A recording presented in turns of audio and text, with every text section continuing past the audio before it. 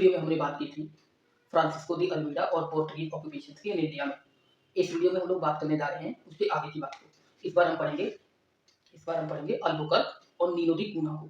Nino दी कूना और Albuquerque ने क्या क्या किया वो हम जान लेते हैं इस वीडियो में। देखते हैं कि इन्होंने क्या क्या किया।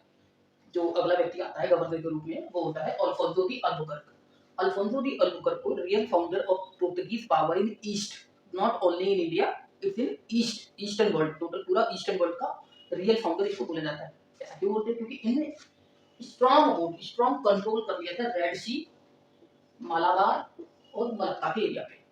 ये तीनों बहुत इंपॉर्टेंट चोक पॉइंट्स हैं, एंट्री पॉइंट्स है ना, जहां से पूरे इंडियन ओशियन की ट्रेड को कंट्रोल रेगुलेट किया जा सकता है।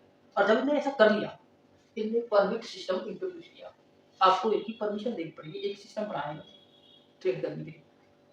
अगली बात है कि थोड़ा बहुत और पावर होने के बाद इन्होंने 1510 में एक बहुत बड़ी मुस्लिम पावर हुआ करती थी बीजापुर।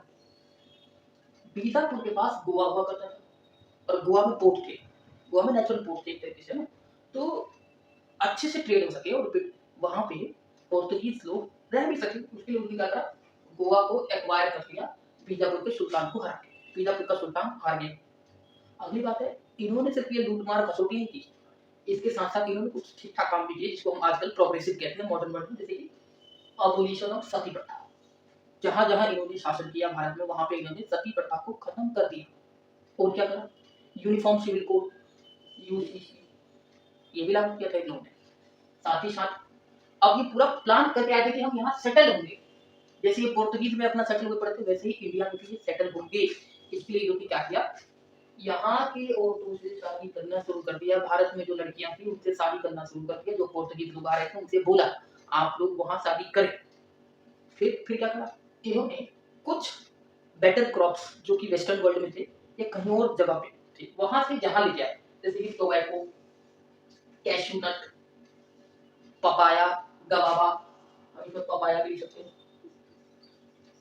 और कैश्यू नट है, साथ साथ गवावा, ये अभी आए थे हाल के एकदम नहीं बिगड़ रहे। अगली जो बात है, जो मुस्लिम लोग जो थे उनका इन लोगों ने बिटर तरीके से, ब्रूटल तरीके से परसुएशन किया, बड़ा शोषण किया उनके ऊपर। अगला जो गवर्नर आता है वो है नीनो दा कूना। ये इंपॉर्टेंट है, क्रोनोलॉजी इधर उधर हो सकती है पर ये इंपॉर्टेंट है, ये उसके आगे आता है। ये 1529 में आता है। इन्हें क्या करा, 1530 में इन्हें क्या करा, कैपिटल को गोवा में शिफ्ट कर दिया। शुरू में कैलिकट में आए, फिर कैनाडोर में फैक्ट्री एस्टैब्लिश की, फोर्टिफिकेशंस की और ये पहुंच गया गोवा, और गोवा में अपनी कैपिटल शिफ्ट कर दी। पोर्तुगीज ऑक्यूपेशन की कैपिटल इंडिया में गोवा हो गई। फिर इसने क्या करा, जो हुगली नाम की जगह है, हुगली कहाँ तो वेस्ट बंगाल में आजकल पड़ता है, वहां पे इन्होंने अपनी पावर और अपने होल्ड को स्ट्रॉन्ग करना शुरू कर दिया और वहां से ट्रेड भी करेंगे। हुगली में ये लोग पायरेसी भी करते थे, वेस्ट बंगाल में हुगली को सेंटर बना के पायरेसी किया करते थे। जो ये शिप्स में जिनमें आया करते थे उस पे इन्होंने तोपे तैनात कर दी, कैनन तैनात कर दी शिप्स पे, ताकि अपनी सिक्योरिटी बढ़ा सके और भाग जा सके। इनका एडमिनिस्ट्रेशन कैसा था, तो इनके एडमिनिस्ट्रेशन में एक हेड होता था जिसको ये लोग वाइसराय बोलते थे, हमने गवर्नर के रूप में भी देखा। वो 3 साल के टेन्योर पे भारत में आया करता था। फिर एक पद था इनका, एक पोस्ट थी वेंडोर द फेलिंडा। ये क्या करता था, ये जितने भी रेवेन्यू से रिलेटेड मैटर्स थे इंडिया में उसके लिए रिस्पांसिबल था पोर्टुगीज के। अगली बात है इनकी रिलीजियस पॉलिसी है, क्योंकि पोप निकोलस ने इनको राइट दिया हुआ था कि जाओ ईस्टर्न वर्ल्ड में खोज करो, है ना, इंडिया को ढूंढो, कब्जे करो। क्यों दिया, धार्मिक लोग क्यों दे रहे चार्टर, राजा भी तो दे सकता था, इसीलिए ताकि क्रिश्चियनिटी का प्रचार प्रसार कर सके।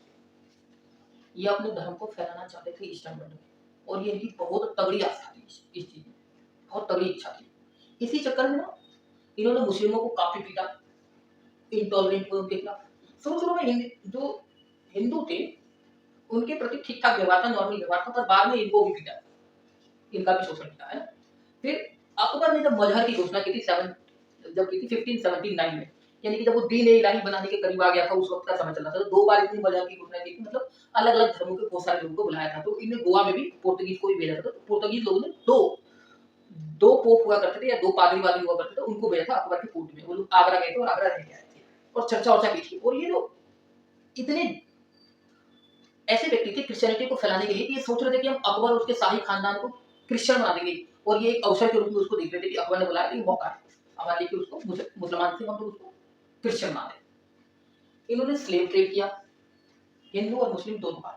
एक घटना होती है 1632 में, हुगली में क्या हुआ, इन्होंने कैंप बना रखा था अपना बढ़िया से, स्ट्रॉन्ग होल्ड था वहाँ पे, और यहाँ पे पायरेसी वायरेसी किया करते थे। तो एक बार इन्होंने क्या करा, जो मुमताज महल थी, मुमताज महल सुल्तान हुआ करते थे एक तरीके से, शाहजहां की बीवी। तो उसके संग ऐसा हुआ कि उसके कुछ दास भी थे वहाँ पे, लेडीज है ना, बच्चियां बच्चियों की दास है ना, उनको इन पोर्टुगीज ने कैप्चर कर लिया। अब कैप्चर कर लिया, वो भी मुगलों की दास हो, तो मुगल कैसे बनेंगे।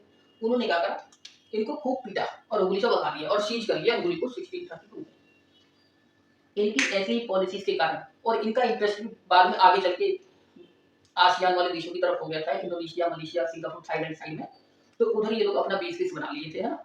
और इंडिया से ये लोग चले गए। इंडिया में क्या थे, पहले बंदे थे जो आए थे, पहले यूरोपियन थे जो आए थे, और सबसे लास्ट थे जो इंडिया को छोड़ गए थे। ये हमने देखा Portuguese power in India. Next video में हम लोग डच की बात करेंगे, है ना, Dutch power in India. Portuguese को लेकर कॉम्प्रिहेंसिव वीडियो बन चुकी है टोटल 3 पार्ट में, आप इसको देखें। Thank you very much for listening.